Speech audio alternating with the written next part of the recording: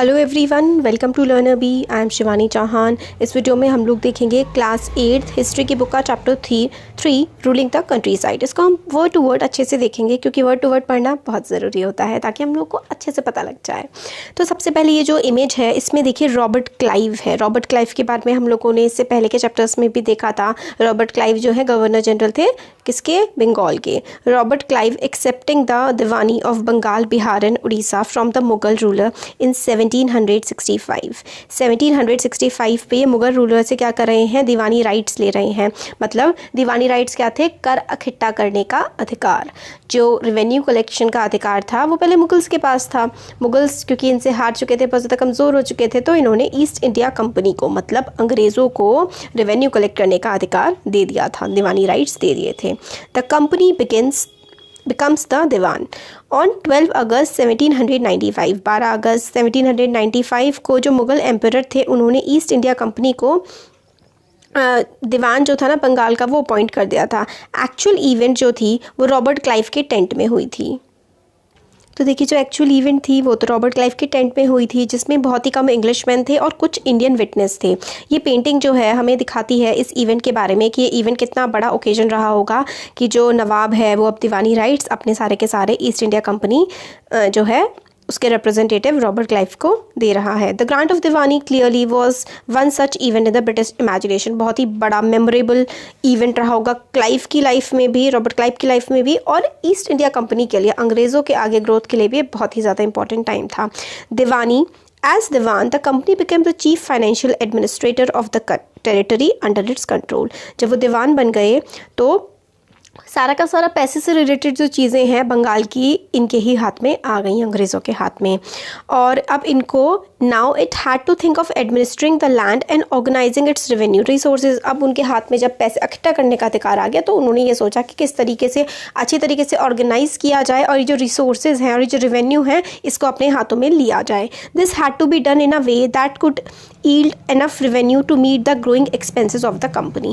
तो इसको हमें इस तरीके से करना होगा जिससे जो रेवेन्यू है ना वो और भी ज़्यादा अच्छे से जनरेट हो पाए, मतलब ज़्यादा से ज़्यादा कंपनी कमा पाए। मेन इनका ये था ताकि वो अपने जो खर्चे हैं कंपनी के वो सारे निकाल पाए। Trading company had also to ensure that it could buy the products it needed and sell what it wanted. अब इसको ट्रेडिंग कंपनी को ये भी इंश्योर करना था कि जिसको खरीदने की इनको ज़रूरत है वो आराम से खरीद पाए और जो बेचना है वो आराम से बेच पाए। अब हर चीज़ के लिए इनके पास पैसा आ गया था।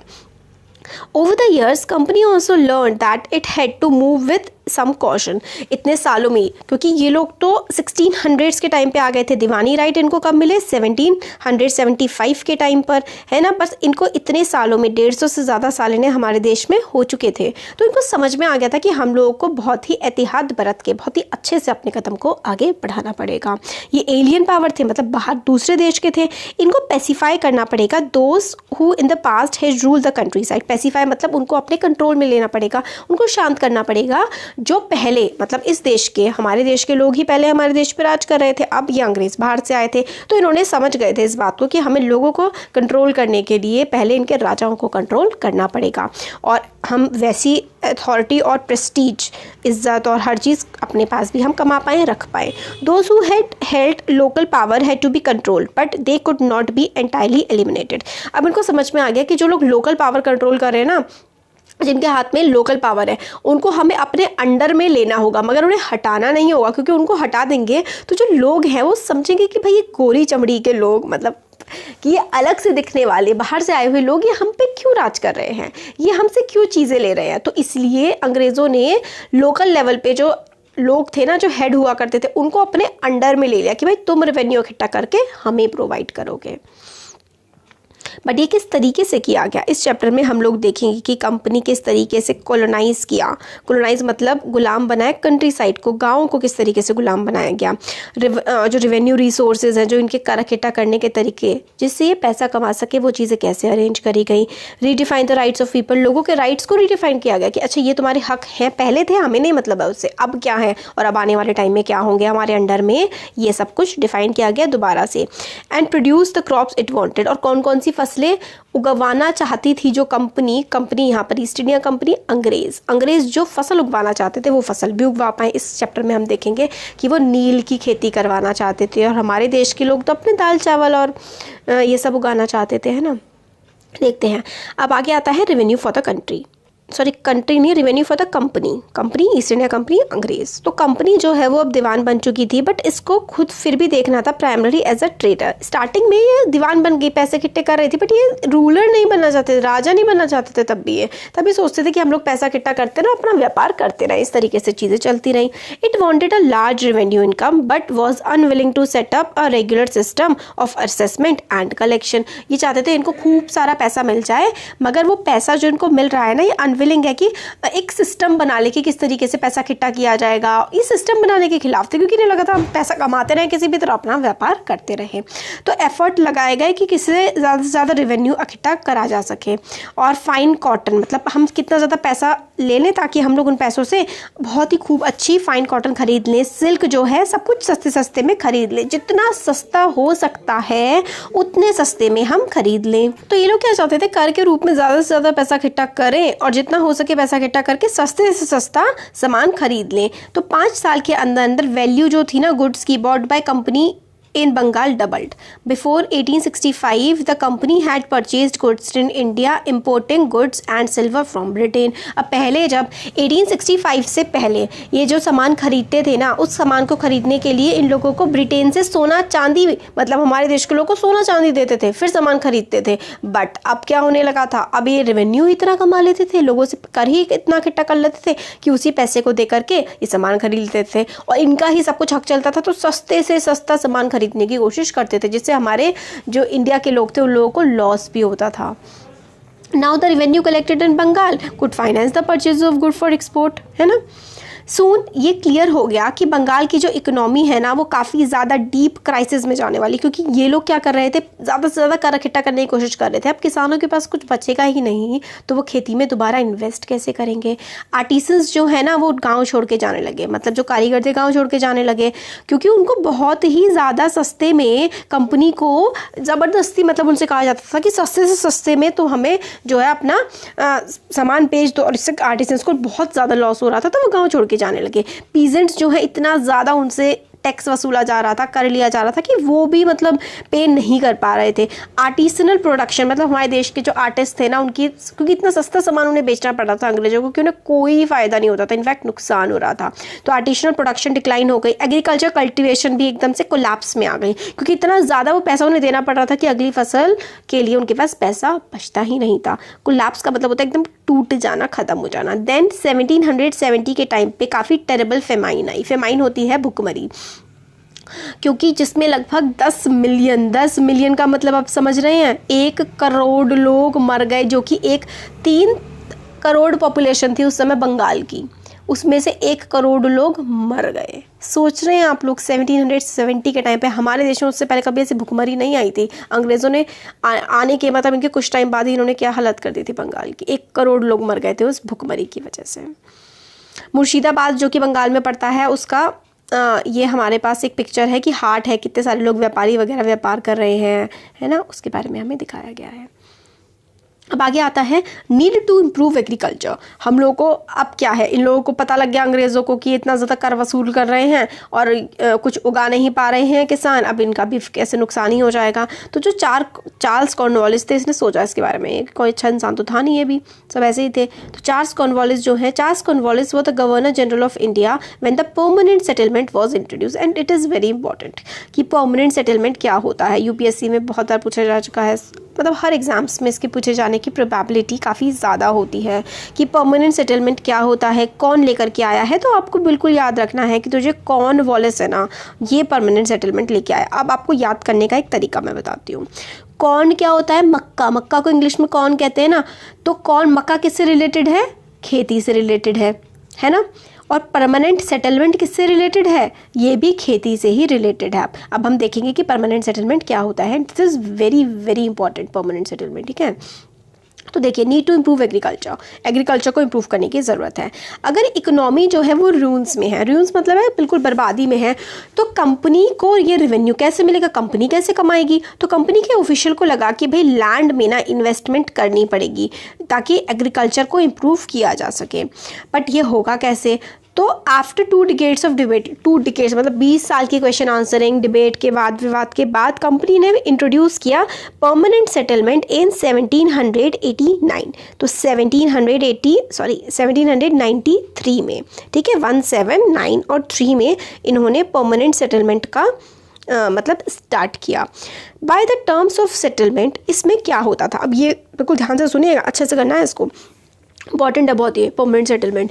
तो टर्म्स ऑफ सेटलमेंट, इसमें क्या होता था कि राजा या फिर कोई इंपॉर्टेंट इंसान या फिर तालुकदार वर रिकॉग्नाइज्ड एज ज़मींदार। अब राजा को ज़मींदार या तालुकदार मतलब एक इलाका है, उस इलाके में सबसे ज़्यादा इंपॉर्टेंट पर्सन जो है जिसके पास ज़मीनें वगैरह हो, उसको ज़मींदार बना दिया गया। उनसे बोला गया कि वो रेवेन्यू कलेक्ट करें, ठीक है, पीजेंट से जा कर के। They were asked to collect rent from the peasants and pay revenue to the company, मतलब जो रेंट वगैरह कलेक्ट करें लोगों से और वो पैसा जो है कंपनी को पे करते। अमाउंट टू बी पेड जो है कि कितना पैसा कंपनी लेगी, कितना रेवेन्यू होगा, वो हमेशा के लिए फिक्स कर दिया गया, परमानेंटली फिक्स कर दिया गया। This is it was not to be increase even in future, मतलब पूरी ज़िंदगी के लिए सदा के लिए फिक्स कर दिया इन्होंने कि फ्यूचर में भी कभी नहीं बढ़ाएंगे। इनको ऐसा लगा कि this would ensure a regular flow of revenue into the companies coffer and at the same time encourage the zamindars invest in improving the land. तो अंग्रेजों को ये लगा कि हम रेवेन्यू को फिक्स कर देंगे तो इससे क्या होगा कि ज़मींदार जो है वो अच्छे से कर पाएगा, तो कंपनी के कॉफर्स में, कंपनी के कॉफर मतलब कंपनी के एक टाइप खजाने में, कंपनी के पास तो हमेशा पैसा आता ही रहेगा। और जब हम लोग आगे फ्यूचर में भी कभी रेवेन्यू बढ़ाएंगे ही नहीं तो क्या होगा, खेती जब इम्प्रूव होगी तो वो खेती में इन्वेस्टमेंट करेंगे ज़मींदार और ज़्यादा मतलब खेती अच्छी हो जाएगी। तो इससे क्या हुआ, since revenue demand of the state would not be increase, क्योंकि रेवेन्यू डिमांड स्टेट इंक्रीज नहीं करेगा तो ज़मींदार को बेनिफिट होगा और वो लैंड के प्रोडक्शन में जो है अपना इन्वेस्टमेंट कर देगा, ऐसा कंपनी ने सोचा था। बट प्रॉब्लम क्या थी, परमानेंट सेटलमेंट ने बहुत ज़्यादा दिक्कतें खड़ी कर दी थी, क्योंकि कंपनी ऑफिशियल्स को पता लगा कि ज़मींदार were not in fact investing in the improvement of land. ज़मींदार जो है इन्वेस्टमेंट में इम्प्रूव मतलब कोई भी इन्वेस्टमेंट कर ही नहीं रहे हैं ज़मीन में, चाहे वो रेवेन्यू कंपनी कम ले रही है या कम नहीं ले रही थी, अभी हम देखेंगे, चाहे रेवेन्यू फिक्स है मगर इन्वेस्टमेंट नहीं करे ज़मींदार फिर भी, क्योंकि रेवेन्यू जो कि फिक्स किया गया था ना वो इतना ज़्यादा था कि ज़मींदार रेवेन्यू ही नहीं पे कर पाते थे। अगर आप 100 रुपये कमा रहे हैं और 80 रुपये आप टैक्स ले रहे हैं, चाहे वो पूरी ज़िंदगी के लिए 80 रुपये है, फिर भी भाई वो 80 रुपये देना भी तो कितना मुश्किल हो जाएगा, आप अपने खर्चे कहाँ से निकालोगे। इसी तरीके की कंडीशन कर रखी थी कि रेवेन्यू जो इन्होंने बनाया था ना, फिक्स करा था, वो इतना ज़्यादा हाई था कि ज़मींदार ही उसे पे नहीं कर पा रहे थे। और कोई ज़मींदार जो है अगर रेवेन्यू पे नहीं कर पाता था तो उसकी ज़मींदारी खो जाती थी, उसकी ज़मींदारी उसे छीन लेते थे। काफ़ी सारे ज़मींदार्स को मतलब ऑक्शन होता था, बोली लगाई जाती थी कि अच्छा कौन सा ज़मींदार इस वाली ज़मीन को, इस वाले इलाके को कितने में खरीद सकता है ना। तो इस तरीके की बोली लगाई जाती थी और जो ज़मींदार पैसा मतलब रेवेन्यू कलेक्ट करके अंग्रेज़ों को नहीं दे पाता था उसकी ज़मीन की बोली लगवा देते थे ये लोग, तो उसका ज़मींदारी राइट हट जाता था। भाई फर्स्ट डिकेड मतलब स्टार्टिंग के जो 10 साल थे ना 19th सेंचुरी के, उसमें सिचुएशन में बदलाव आया। प्राइजेस जो थे ना वो मार्केट में बढ़ने लगे और कल्टीवेशन मतलब खेती जो है वो धीरे धीरे एक्सपैंड करने लगी। इसका मतलब हुआ कि ज़मींदारों की इनकम बढ़ने लगी मगर कंपनी का कोई भी गेन नहीं हुआ, सिंस क्योंकि वो अपना रेवेन्यू को नहीं बढ़ा सकती थी और उसको फिक्स कर दिया था। मतलब धीरे धीरे क्या हुआ कि एग्रीकल्चर के प्राइस बढ़ने लगे तो ज़मींदारों को तो फ़ायदा होने लगा मगर कंपनी जो है वो रेट नहीं बढ़ा सकती थी। अब कंपनी को टेंशन हो गई कि भाई इन्हें फ़ायदा हो रहा है, हमें फ़ायदा नहीं हो रहा। इवन ज़मींदार बढ़े हुए फ़ायदे के बाद भी लैंड में इतना ज़्यादा लैंड में इंटरेस्ट नहीं लगते थे इम्प्रूवमेंट उसमें लाने के लिए।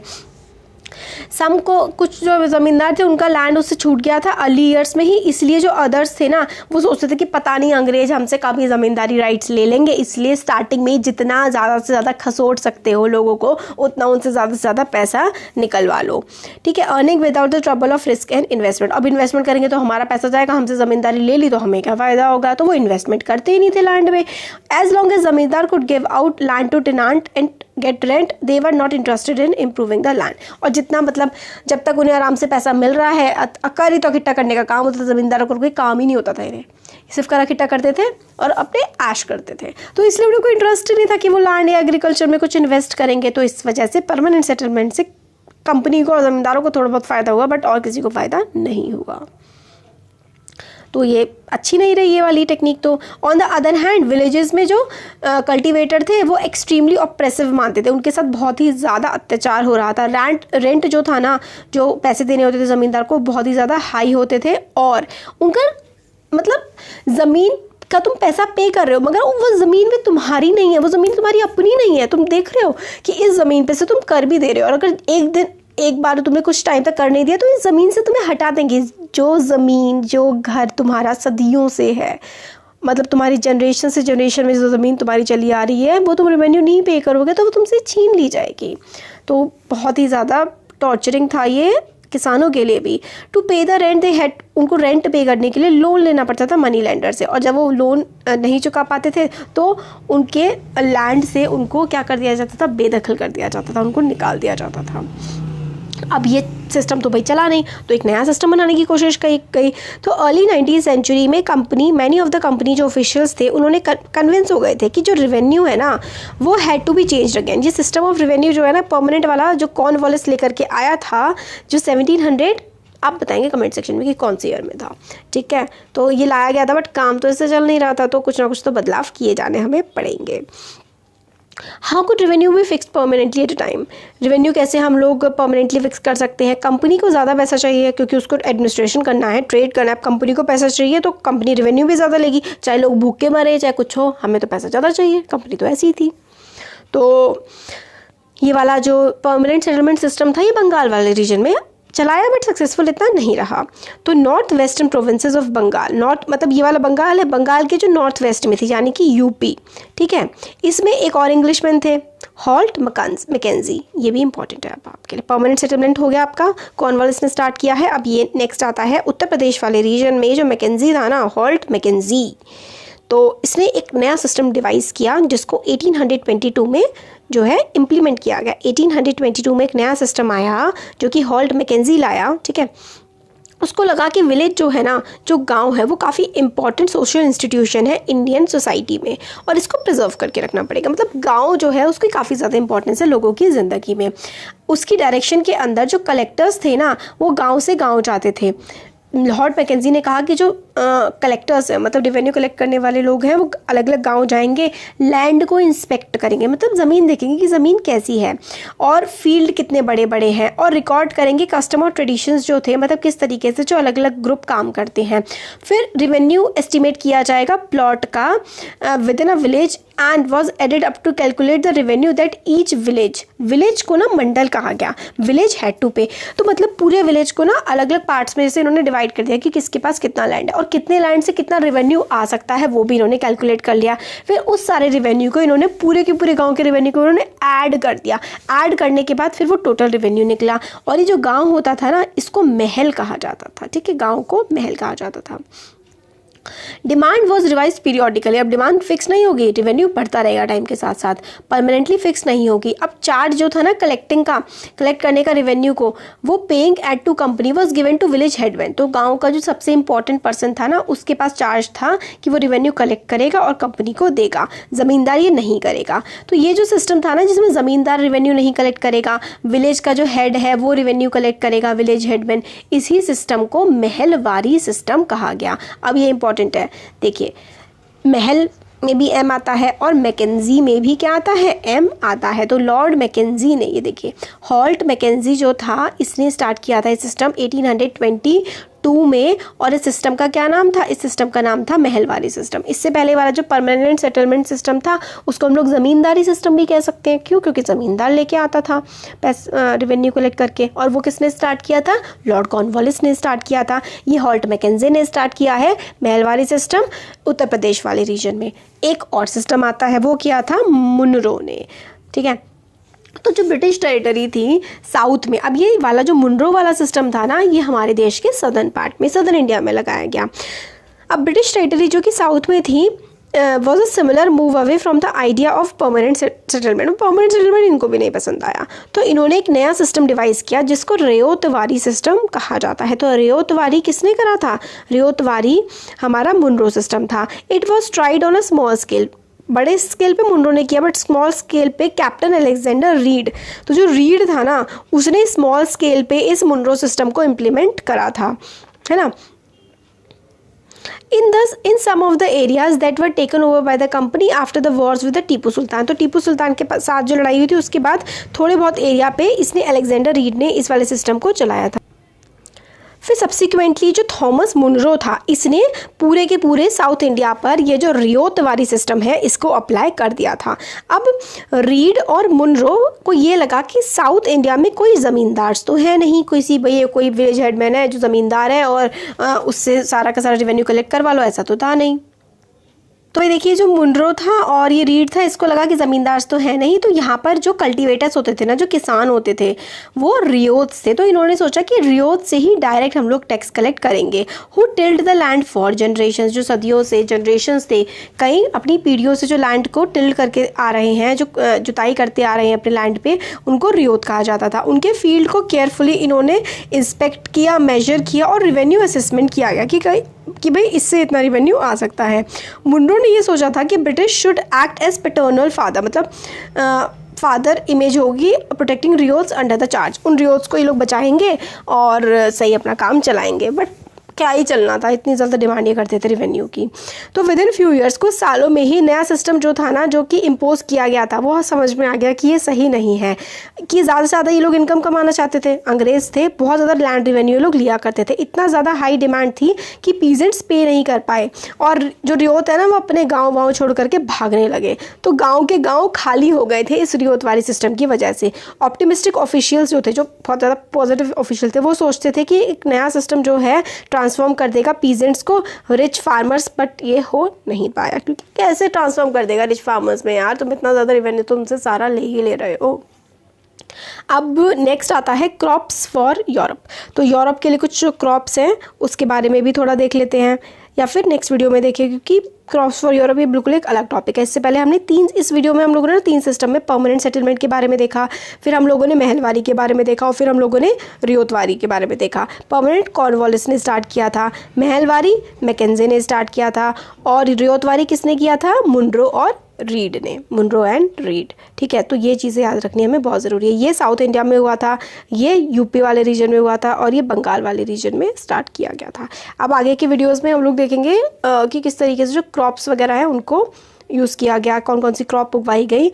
तो अब नेक्स्ट वीडियो में वो हम देखेंगे। तो कैसा लगा वीडियो ज़रूर बताइए, अच्छा लगा तो लाइक करिए, चैनल को सब्सक्राइब करिए, अपने फ्रेंड्स के साथ शेयर करिए। Thank you.